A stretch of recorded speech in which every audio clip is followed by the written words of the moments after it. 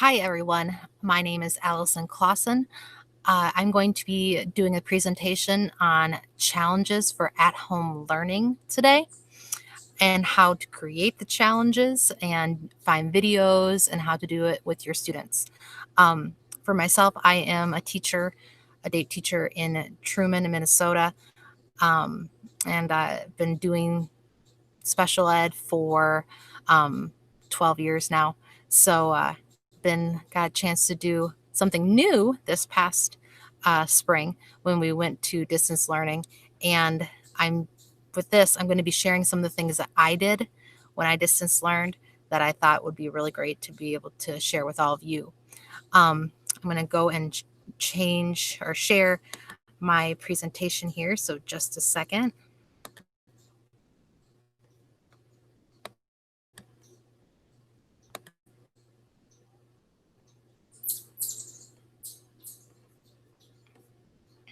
All right. Going back to the main page here. All right, so here we go. Let me get this rid of those. Okay, so this is all about how we can challenge our students and keep them engaged even at home. The reason why I did video challenges, I didn't want to just do another workout video. There was so much of that going on during the distance learning, and I wanted to provide more to the students, more interaction. The students, I wanted to give something that challenged them, just like they would have when they were in school, and also have competitions. They could compete against themselves, like if we had a group video call, or they could compete against the teacher. And one of the big reasons I wanted to do this was it allowed for the interaction with others. As you know, during that time, interaction was very little, and they just needed to play with each other. And this was a way of kind of playing with each other online through a video call that they could play a game together and not just do, workouts and that sort of thing. I want to let you know that you do not have to worry about creating your own video challenges. We all have different time needs and that sort of thing. Some of us have less than others. There are plenty of video challenges already out there that you can use. You can use their ideas to create your own. You could just use their videos. It might help you get the creative juices going that you could share and make your own ones. It's completely up to you. But luckily, this will add more onto your plate depending on what your time constraints are and that sort of thing. So what I'm going to talk about next is the YouTube videos that I shared. So I used YouTube videos I found online. Some of the ones that I really liked were Coach Gilardi and Mr. Stops PE. Those are the ones that I use the most. Just recently, when I did some more searches, I found the other two that looked like they had some good challenges too, so I thought I'd share them. But the ones that I used the most were Coach Gilardi and Mr. Stops PE. These were videos that had already been done and gave me great ideas, and I was able to use theirs. So but if you have concerns, I wanted to make sure I also had a hyperlink at the bottom of there.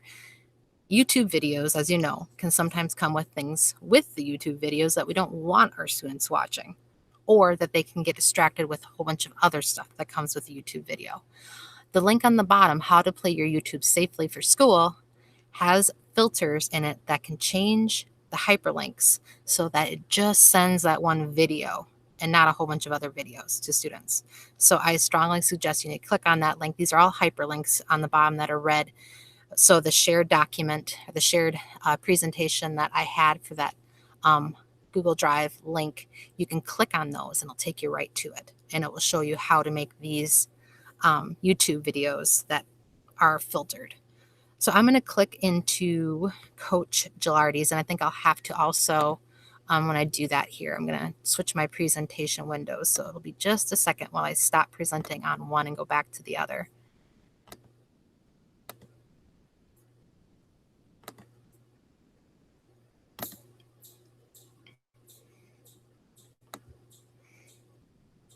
All right. Okay, so this is Coach Gilardi. He has lots of at-home challenges that he has made already. Some of them are workout challenges. Other ones are like sports skills, like soccer, different things like that. Um, they utilize all sorts of different equipment that people have at home. So you don't have to worry about, does my student have a ball or anything like that. So let's watch one quick. And so you can get a kind of idea what one of these challenges look like. Now, Grammarly is one of the best extensions that I personally downloaded, and it is something that I use on a daily basis. It's also super helpful to show alerts on your clarity, engagement, as well as your grammar and syntax. Nothing.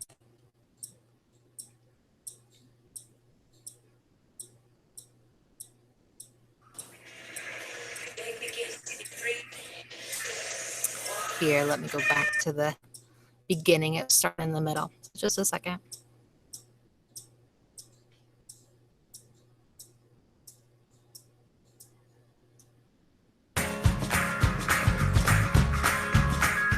So the first part of the video here, he's going to explain and demonstrate the activity. Dribbling and passing skills in the sport of soccer. Now, the equipment you need, you're going to need a sock ball. This is just a pair of socks that I rolled up into a ball as a soccer ball. And to stop and talk about sock balls, they are absolutely great. He uses them a lot for the challenges, and I ended up using them a lot too for my students who didn't have balls, or we're doing these challenges inside, and parents aren't going to want regular balls being flung around the room. And these are soft balls that they can use in the house, so they're just absolutely perfect and an ingenious way to do some sports skills, throwing, passing balls on the ground, that kind of thing inside. So let's watch the video. Since I don't have cones for a starting line, I'm going to use 2 sock balls. 1, 2. You can use sock balls, toys, books, shoes for that starting line. 8 feet, I have 4 plastic cups that are 2 feet away. You want to make sure that those plastic cups are cups that you can stack. Okay? Now here's how you play. You start with the soccer ball in the center of the starting line, and you're going to try to pass it into one of the cup targets. Okay? So you step with the non-kicking foot to side the ball, and then you're going to kick with the inside of your foot towards the target. Okay? If you hit the cup, you pick it up, you place it right on top, you stack it on top, you retrieve your sock ball by dribbling it back, and then you aim again. Okay? If you miss, no big deal. Dribble it back, turn, and shoot again. Okay? If you miss, same thing. But if you hit, okay? So while it's loading here, I'm gonna just talk about things quick. You could do 2 different things with this. You could have the students, you could do that in a Google Meet like I'm doing right now, and you could share the video so they could watch it. Or what you could do is you could use this simply as ideas for watching. And you pick it up. Here, let me just pause it. You could use it for ideas that you end up demonstrating, just like how we get lots of ideas online for lessons that we end up bringing back to our classrooms. This is the same kind of thing. You use this as an idea platform. Then during the video call, you do this part where he is demonstrating, the students who watch you. And the only thing you have to do is let them know ahead of time what equipment that they would need for for your video call. Usually I would send that email the day before. So let's watch a little bit more here. On top, you dribble back. You turn, you shoot. Let's say you hit this cup, you stack it on top, and then you dribble back, and let's say you shoot, but you hit the cup like this, You pick up all 4 cups, you head back to the starting line, and then the round is over. You have 1 minute. Let's see how Coach Gilardi does. Okay, we'll watch that 1 minute challenge because it'll be pretty quick. The game begins in 3, 2, 1. Oh.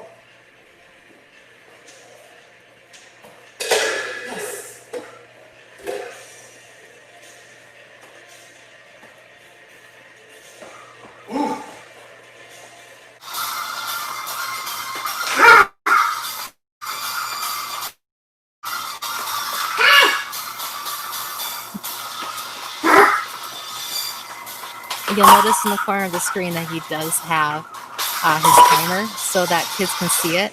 So that's a really good idea. You could use like your phone or an iPad or something so that they have a visual timer.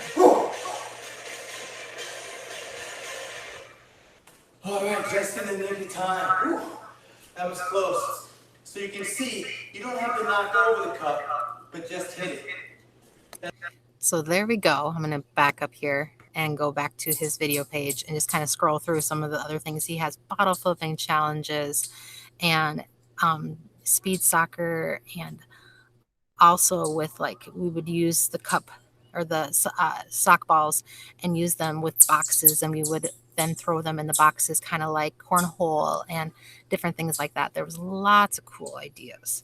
So and he's just one of the other teachers that I have 4 teachers that I had featured on this presentation that do these challenges at home.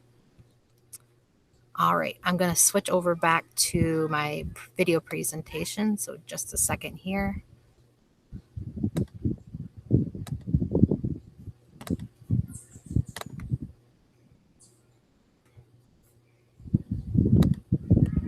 All right. Okay, so this just has to talk about what we can use for equipment. You don't need to worry about getting equipment to the students. That was one of the big things, was how can we get equipment to our students? They don't necessarily have balls and all these other things at home. You have to think about making common things and using them in unconventional ways.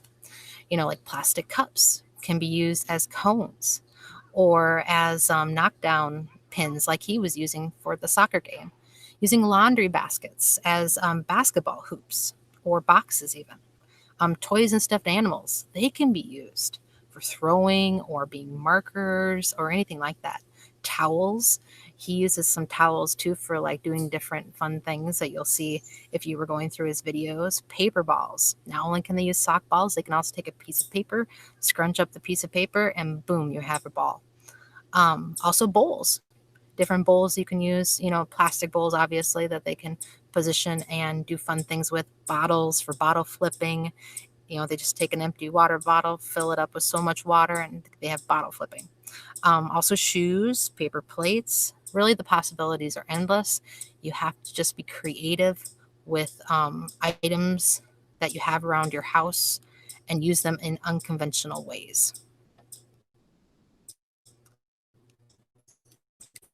Here's what I did for my at-home challenges for my DAPE sessions. This isn't what you need to do. You can kind of take it with what you think you want to do and change it, or you can do it the exact same way. But I just wanted to kind of let you know what I did. So for my students, my video calls were pretty quick. And at the same point too, I wanted to make sure that they knew what they needed ahead of time. So I would send an email out to the students the day before our video call and send them the video link, and then also tell them what equipment they needed for our video call. Sometimes I would send more than one challenge video to them. Sometimes it would just be one, depending on what the challenge was and how much time I thought you would use up and that sort of thing. And also the students that I was working with. During the video call, they would do the challenge. So they would come to the video call, they would have the equipment, they would have already watched the video, they already know what's expected out of them, and they were able to do the challenge. And against me, or if we had a group of students in on the video call, they could do it against the other students. I would kind of make sure that all of them had their cameras positioned, and we kind of talked about this before we started doing the challenges, that it was back far enough that I could see their whole body, kind of like what the video had that we were watching a little bit ago, and we would all do it together. It was a lot of fun. We would use timers too. I like how he has the visual timer in the corner that he just pretty much uses his iPad, and so that kids can see it, and that's kind of nice. Not necessarily have to get super techy and try to figure out how to do it on a video call on the actual screen. My students loved it. They were engaged the whole time, and I had them for 20 minutes on a call. My students that I worked with personally were younger elementary, but I think for sure that this could go all the way up to high school, and that they would enjoy it also. So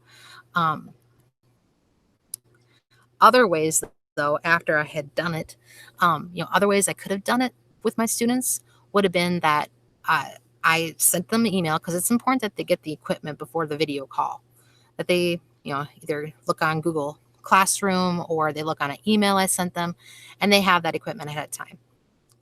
And then what I could have done is, if we had a little bit longer time, I could have demonstrated the actual challenge in the video call, and they could have watched that.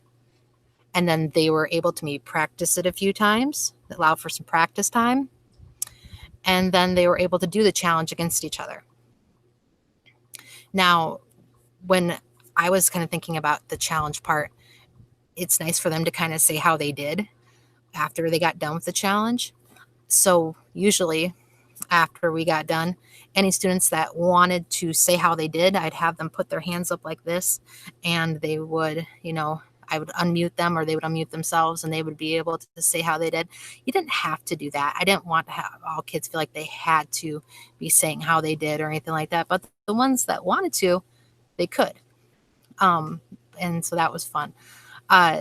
Then another thing that you could do too, if you aren't going to be doing your classes or your DAPE students on a video call, you could do something within a Google Classroom where you post the video on your Google Classroom, and you then have them log how they did in that challenge. That's another great way too of being able to do it. The only part is you don't have the interaction part, which to me is the funnest part of it all. You don't have that interaction with their classmates. So, you kind of have to go with what you got. And that's why I put on the bottom point here is that each school is using different technology. So take these ideas and make them your own with what you got. Because everyone's doing something a little bit different depending on how many students they have and how much time they have and that sort of thing. So take this with what you have and run with it. So right now, I'm going to leave this time at the end here of my presentation that I'm going to come in and answer any questions that people have. And I'm going to end my video call here. Please share any questions that you have or any ideas that are maybe something that you use challenges and you were doing this with them. So we can also kind of share each other's experiences and that sort of thing. So here I'm going to end this presentation just a second. All right. And I look forward to talking to all of you soon. Thank you.